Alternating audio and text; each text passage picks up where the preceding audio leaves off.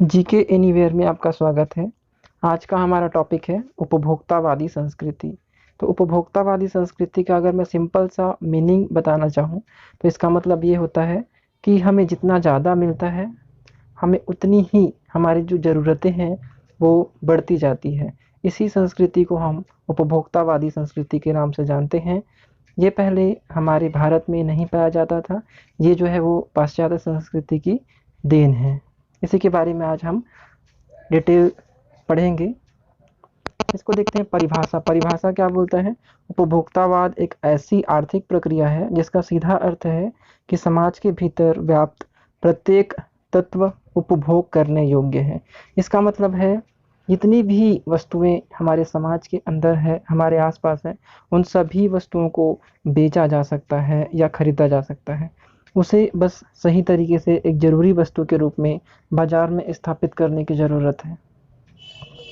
इसका मतलब है किसी भी वस्तु को खरीद या बेच सकते हैं। उसके लिए जो है वो हम उसको सही तरीके से उस वस्तु को जो है वो है ना उपयोग के लायक प्रदर्शित करें तो वो वस्तु भी बिक सकता है। उसको खरीदने और बेचने वाले लोग तो स्वतः ही मिल जाएंगे, क्योंकि मानव मस्तिष्क चीज़ों को बहुत जल्दी ग्रहण कर लेता है।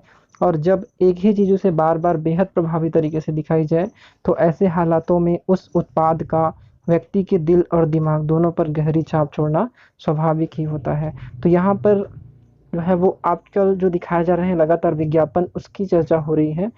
आजकल क्या करते हैं कि किसी चीज़ को बेचना है तो बेचने के लिए जो है वो सीधा विज्ञापन के माध्यम से लोगों के सामने प्रस्तुत किया जाता है, और उस विज्ञापन को देख करके लोग उसके लिए आकर्षित होते हैं और उसको जो है वो खरीदना चाहते हैं। ठीक है,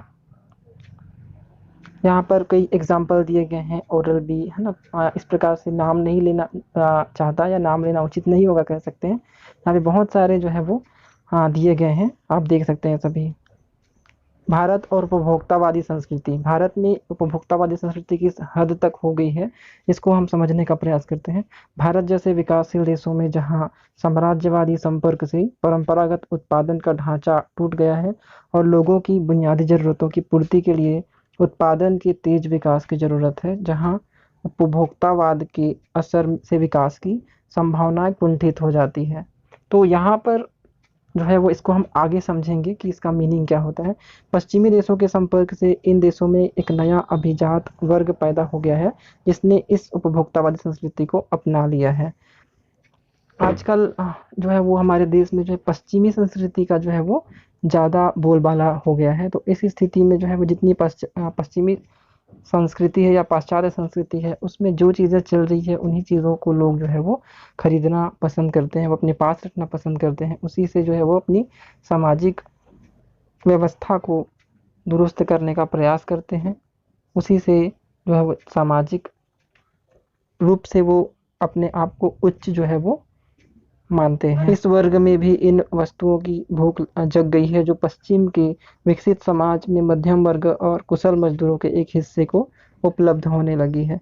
इन वस्तुओं की उपलब्धि में उनकी सामाजिक प्रतिष्ठा में भी बढ़ोतरी हो जाती है। जिन जो वस्तुएं पश्चिमी संस्कृति या पाश्चात्य संस्कृति में मजदूरों और मध्यम वर्गीय लोगों को उपलब्ध कराया जाता है, वही जो है वो हमारे देश में भी है ना, लोग जो है वो उन्हीं सब चीज़ों को रखना पसंद करते हैं, उन्हीं चीज़ों को खरीदना पसंद करते हैं, चाहे वो चीज़ कैसा भी हो।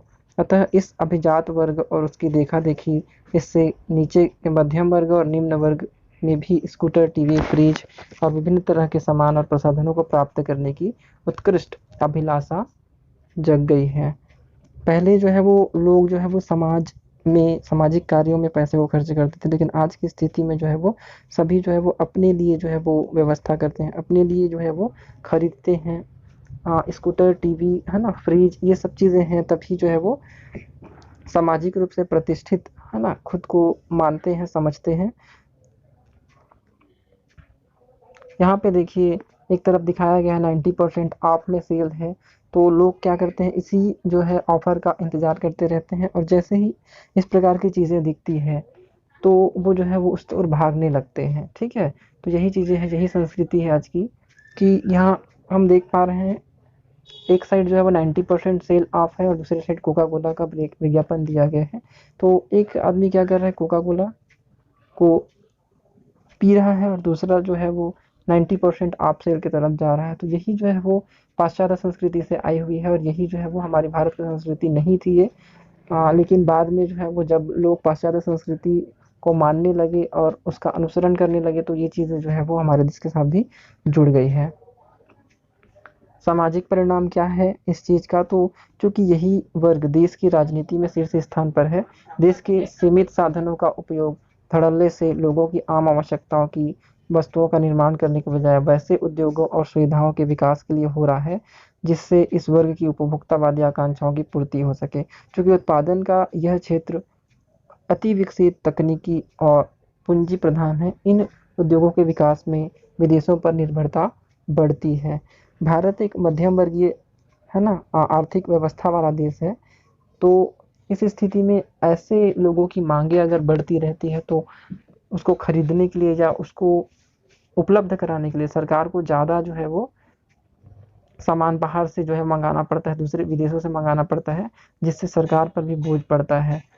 तो यहाँ पे मशीन तकनीक और गैर जरूरी वस्तुओं के आयात पर हमारे सीमित विदेशी मुद्रा कोष का क्षय होता है और हमारा सबसे विशाल आर्थिक साधन जिसके उपभोग से देश का तेज विकास संभव था, यानी हमारी श्रम शक्ति बेकार पड़ी रह जाती है।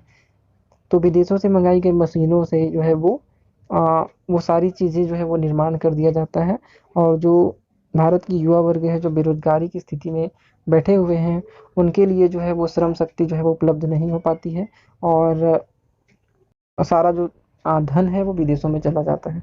जिन क्षेत्रों में देश का विशाल जन समुदाय उत्पादन में योगदान दे सकता है उनकी अवहेलना के कारण आम लोगों के जीवन स्तर का या तो विकास नहीं हो पाता या वह नीचे गिरता है। यही चीज़ें यहाँ पर कही गई है कि हमारे देश में युवा शक्ति इतनी बड़ी है कि अगर यहीं पे हम चीज़ों का उत्पादन करना शुरू कर दें तो हम विश्व में सबसे आगे निकल सकते हैं।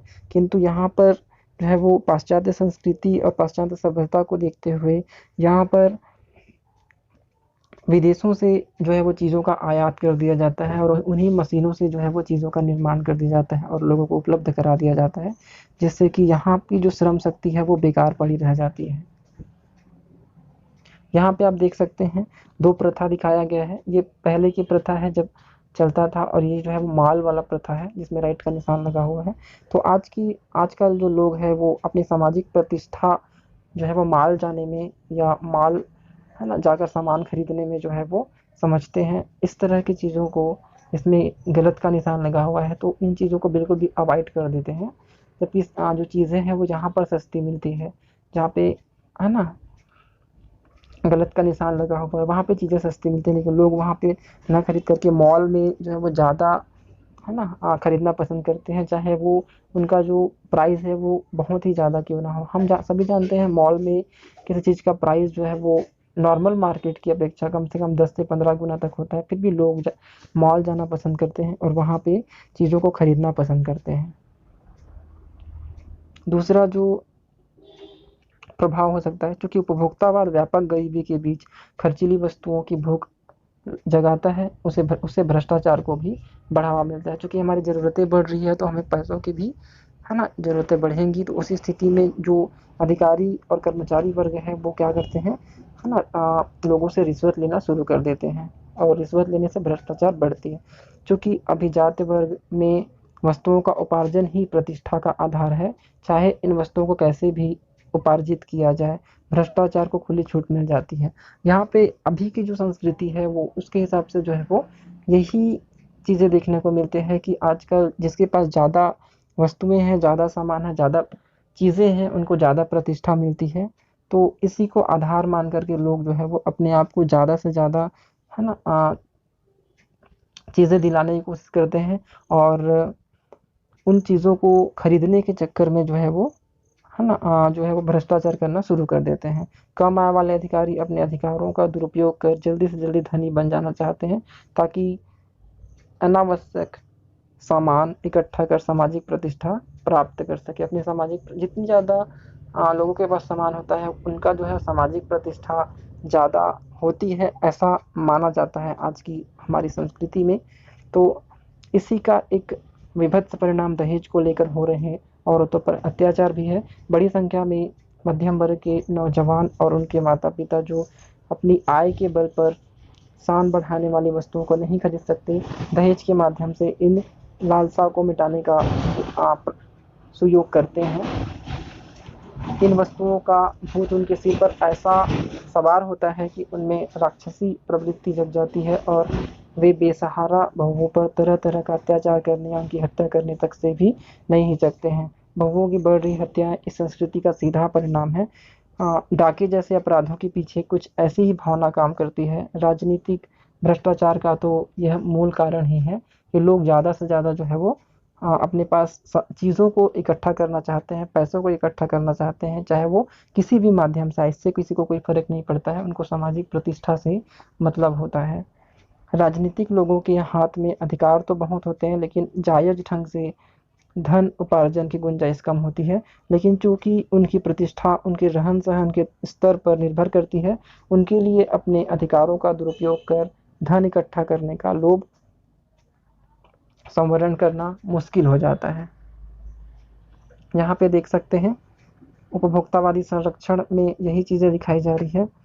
यहाँ पे कार्टून के माध्यम से प्रदर्शित किया गया है, मोर आई नीड मोर। जितना है, जितना मिल रहा है उतना ही ज़्यादा और चाहिए, यही चीज़ यहाँ पे दिखाया जा रहा है।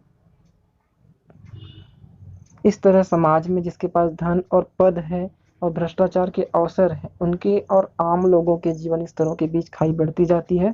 इससे भी शासक और शासितों के बीच का संवाद सूत्र टूटता है। शासक अधिकारी कर्मचारी वर्ग हो गए, शासित जो है वो आम जनता हो गई। जब भी जो है भ्रष्टाचार का मामला उठता है तो कोई ना कोई ऐसा मामला होता है जहाँ पे लोग शिकायत करते हैं और वो अधिकारी कर्मचारी पकड़ा जाता है, लेकिन अधिकतर मामलों में जो है वो ऐसा नहीं होता है। चुपचाप जो है वो ये भ्रष्टाचार जो है वो कर लिया जाता है और लोग भी पैसे दे करके आ जाते हैं। सत्ताधारी लोग आम लोगों की आवश्यकताओं के प्रति संवेदनहीन हो जाते हैं और उत्पादन की दिशा अधिकाधिक अभिजात्य वर्ग की आवश्यकताओं से निर्धारित होने लगती है। इधर आम जरूरतों की वस्तुओं के अभाव में लोगों का असंतोष उमड़ता है एवं उथल पुथल की अधिनायकवादी तरीकों से जन आंदोलन से निपटना चाहता है। तीसरी दुनिया के अधिकांश देशों में राजनीति का ऐसा ही आधार बन रहा है, जिसमें संपन्न अल्पसंख्यक लोग छल और आतंक के द्वारा लोगों के हित के खिलाफ शासन जलाते हैं। तीसरी दुनिया का तात्पर्य है यहाँ पे जब शीत युद्ध हो रहा था तो यहाँ पे जो है वो अलग अलग देश जो है वो है ना अलग अलग गुटों में बट गए थे। तो पहला जो वर्ग था है ना, पहली दुनिया जो थी वो अमेरिका के मित्र देश थे और उसी प्रकार से जो दूसरी दुनिया बनी वो रूस के दोस्त थे। लेकिन भारत और जो आसपास के देश थे वो उन्होंने जो है वो अपने आप को इन दोनों देशों से जो है वो दोनों गुटों से अलग रखना चाह रहे थे, जिसके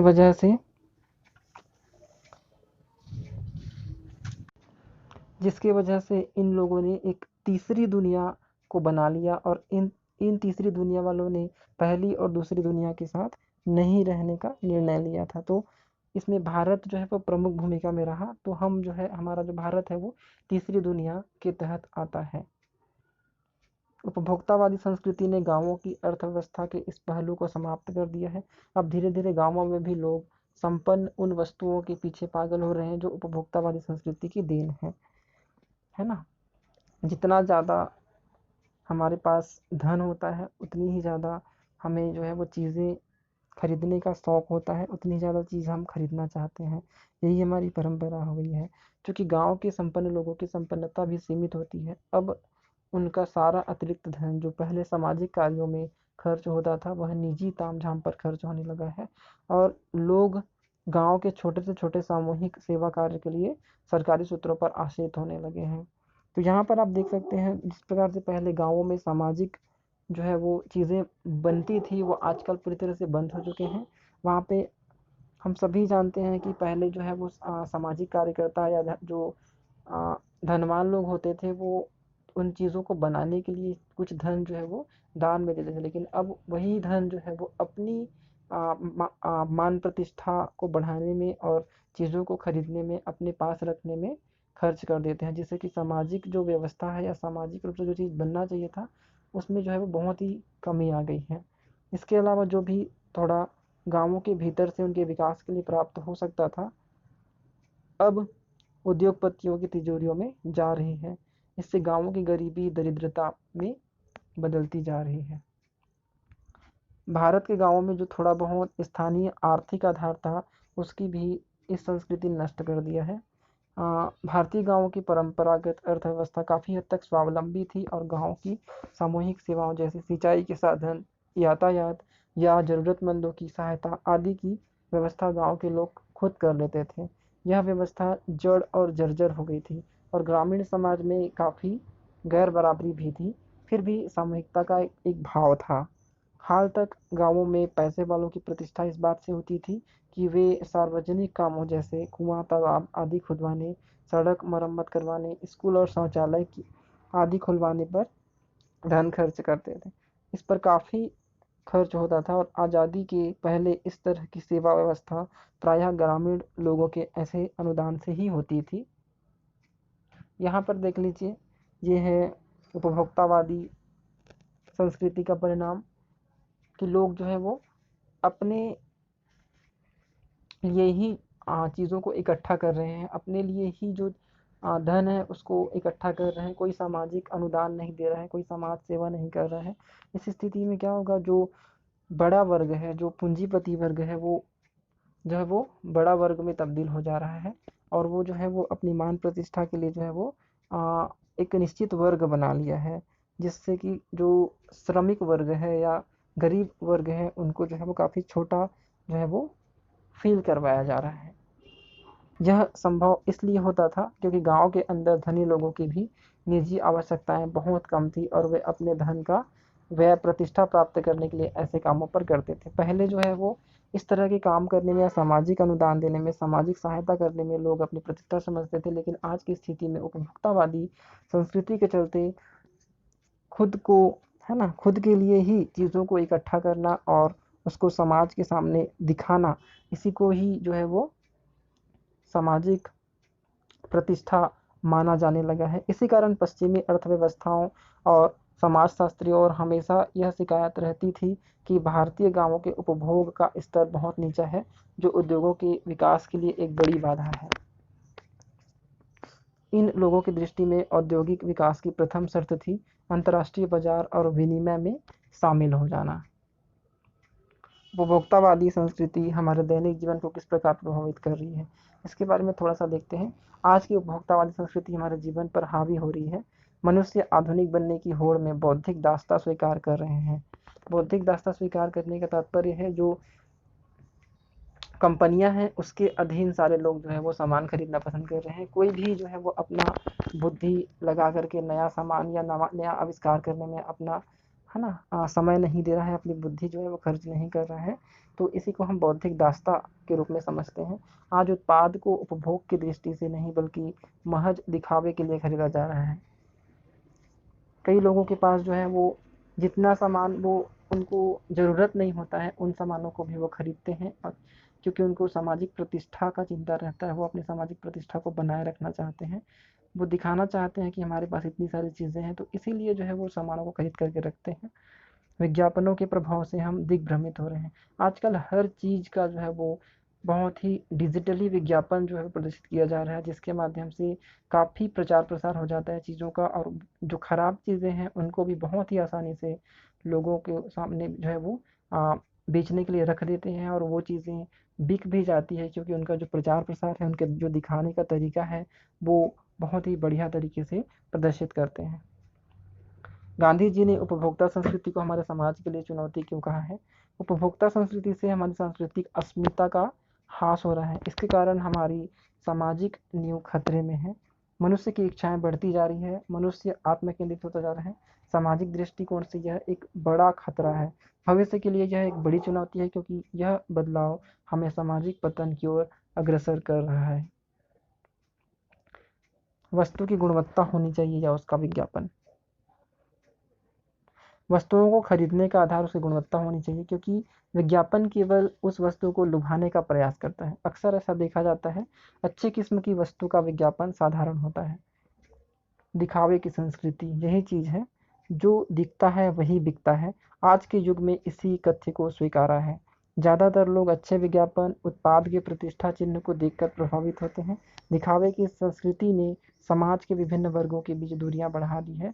यह संस्कृति मनुष्य में भोग की प्रवृत्ति को बढ़ावा दे रही है। हमें इस पर नियंत्रण करना बहुत ही ज़रूरी है। यहाँ पर हम देख सकते हैं टीवी में जो है वो विज्ञापन दिखाया जा रहा है। उसी प्रकार से यहाँ पर जो बच्चे हैं वो विज्ञापन में जो चीज़ें आती है उन्हीं को मंगा कर खा रहे हैं और मोटे होते जा रहे हैं। यहाँ पर आप देख सकते हैं ऐसे जो विज्ञापन है वो अक्सर जो है मोबाइल कंपनियां या सिम की जो कंपनियां होती हैं वो प्रदर्शित करती हैं। उपभोक्तावादी संस्कृति और हमारे रीति रिवाज। उपभोक्तावादी संस्कृति से हमारे रीति रिवाज और त्यौहार भी बहुत हद तक प्रभावित हुए हैं। आज त्यौहार रीति रिवाज का दायरा सीमित होता जा रहा है। त्योहारों के नाम पर नए नए विज्ञापन भी बनाए जा रहे हैं। जैसे त्योहारों के लिए खास घड़ी का विज्ञापन दिखाया जा रहा है। मिठाई की जगह चॉकलेट ने ले ली है। आज रीति रिवाज का मतलब एक दूसरे से अच्छा लगना हो गया है। इस प्रतिस्पर्धा में रीति रिवाजों का सही अर्थ कहीं लुप्त हो गया है। यहाँ पर देखिए चॉकलेट का विज्ञापन दिखाया गया है। तो इनके विज्ञापन के माध्यम से ये चॉकलेटें जो है वो बिकती है। इनको और ऐसे कोई भी नहीं पहचानता है, ठीक है। मिठाइयों को तो हम सब पहचानते हैं, लेकिन इन चॉकलेट को जो है विज्ञापन के द्वारा ही जो है वो सजा धजा कर पेश किया जाता है और लोग इसके लिए पागल हो जाते हैं और वो जा करके सीधे इसको खरीदना चालू कर देते हैं। तो मिठाइयों की जगह चॉकलेट को ऑप्शन के तौर पर आजकल यूज़ किया जा रहा है, क्योंकि ये सब विज्ञापन का ही कमाल होता है। निष्कर्ष देखते हैं, उपभोक्तावाद ने इस कदर अपनी पहुंच और जड़ जमा लिया है कि इसे समाप्त किया जाना किसी भी रूप में संभव नहीं है। इसलिए एक विकसित और परिपक्व मानसिकता वाले नागरिकों को चाहिए कि उपभोक्तावाद की सीमा में बंधने के बजाय स्वयं सीमा में रहकर इसका प्रयोग करें। तो आज की जो लेक्चर है उसमें ये आखिरी पॉइंट है जिसमें ये दिखाया गया है कि यहाँ पर देखिए ये उपभोक्तावादी संस्कृति है जिसमें ये सारी चीज़ें जो है वो कंपनियां बनी हुई हैं और इन कंपनियों की मुंह में जो है वो ये जो हमारे उपभोक्ता हैं या कंपनियों की जो उपभोक्ता है, कंपनियों की वस्तुओं के जो उपभोक्ता हैं, वो जो है वो उनके मुंह के अंदर समाते जा रहे हैं और उपभोक्तावादी जो संस्कृति है वो लगातार बढ़ती जा रही है। इसी के साथ आज का हमारा जो लेक्चर है वो समाप्त होता है। धन्यवाद।